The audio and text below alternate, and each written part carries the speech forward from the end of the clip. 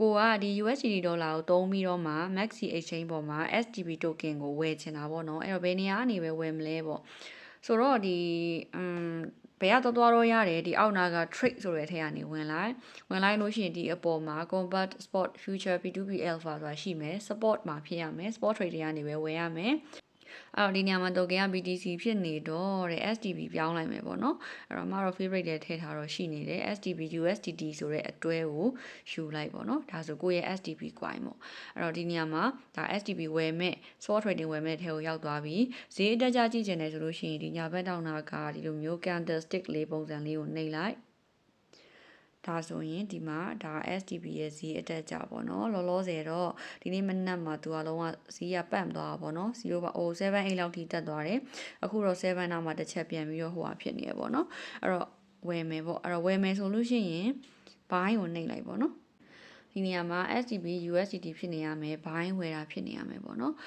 အဲ့တော့ဝယ်မယ်ဆိုလို့ရှိရင်ဒီမှာက limit ဆိုတာ order ကသူက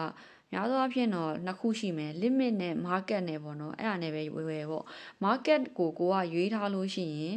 ဒီဘက်မှာပြနေတဲ့ဈေးအတိုင်းကို order တင်လိုက်တဲ့အချိန်မှာရှိရဲ့ဈေးအတိုင်းသူကဝယ်သွားမှာအဲ့ဒါက market ပေါ့နော်ကိုဒီလက်ရှိပေါက်နေတဲ့ဈေးအတိုင်းကို order ခလုံးနှိပ်လိုက်တဲ့အချိန်မှာရှိနေတဲ့ဈေးအတိုင်းဝယ်သွားမှာအဲ့တော့ market နဲ့ဝယ်ရထက်စားလို့ရှိရင် limit နဲ့ဝယ်စီခြင်းနဲ့အဲ့တော့ limit ကိုရွေးထားလိုက်မယ်ပေါ့နော် limit ကကြတော့ဘယ်လိုမျိုးလဲဆိုတော့ကိုက order တင်ထားလိုက်တာဆိုကျွန်တော်ကအခုဒီ69 0.006 တန်ကိုကများတယ်ထင်တယ်ကိုကဥမာ6လောက်မှာဝယ်ခြင်းနဲ့65လောက်မှာဝယ်ခြင်းနဲ့ဆိုရင်ကိုဝယ်ခြင်းနဲ့ဈေးမှာဝယ်အောင်လို့ order ကိုကြိုပြီးတော့တင်ထားတာအဲ့ဆို order တင်ပြီးရင်ကိုကပြစ်ထားလိုက်ရုံပဲအဲ့ဈေးရောက်လို့ရှိရင်သူကသူ auto ဝယ်သွားမှာပေါ့အဲ့တော့ခုကတော့တဲ့အမှန်တကယ်တော့ဈေးကတက်နေရပေါ့နော်တကယ်ဝယ်ခြင်းနဲ့ဈေးတော့မဟုတ်ဘူးဒါပေမဲ့ဝယ်ပြလိုက်မယ်ပေါ့နော်$10ဖို့အဲ့တော့65လောက်ထိတော့သွားမယ်ထင်တယ်ဒီကအပေါ်တက်လိုက်အောက်ဆင်းလိုက်ဆိုတော့0.0065နဲ့အခုကအဲ့တော့ဒီ0.0065ထားနဲ့ဈေးနဲ့ဝယ်မယ်ပေါ့နော်အဲ့တော့ဒီမှာအောက်မှာ USDT ဘားလေးရှိတယ်အဲ့အားလေးကိုဆွဲတင်လိုက်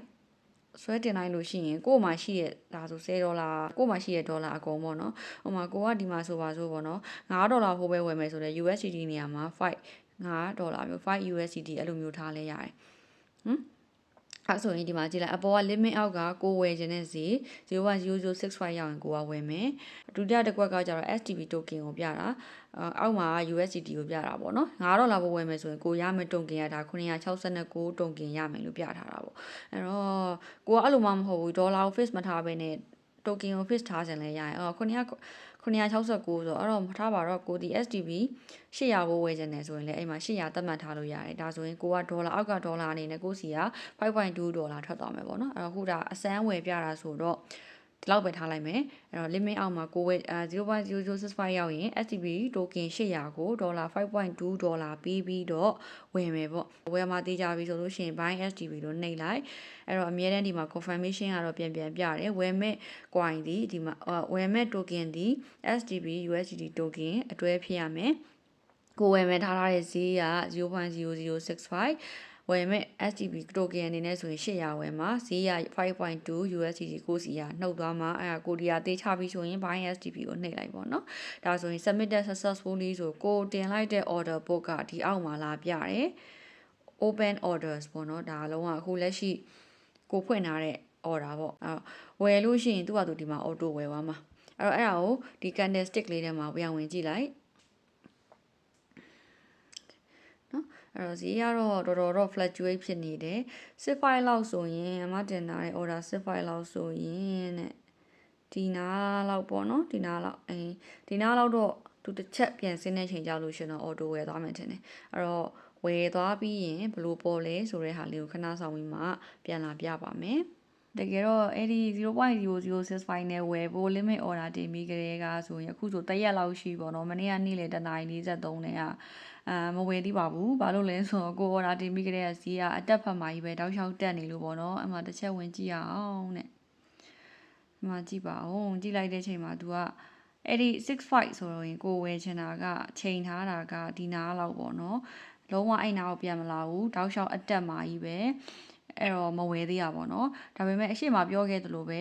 ကိုက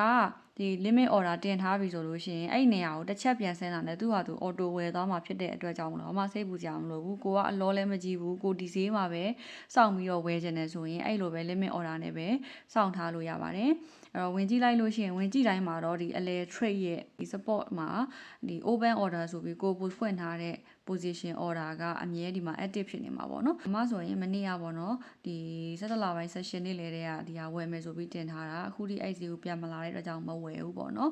အဲ့တော့လောလောဆယ်ကတော့ထားလိုက်တော့မယ်ဒီတိုင်းပဲစိတ်ရှိရှိပဲစောင့်လိုက်မယ်အဲ့တော့ဒီကောင် order ဝယ်သွားပြီးလို့ရှိရင်ကိုယ့်ရဲ့ maxi ထဲမှာ STB token ရလာပြီဆိုတော့မှအမအဲ့ဒီ token ကိုကိုယ့်ရဲ့ STB account ထဲကိုဘယ်လိုပြန်လွှဲမလဲပြီးလို့ရှိရင်ကိုယ့်ရဲ့ STB account ထဲကိုရလာတဲ့ STB token တွေကို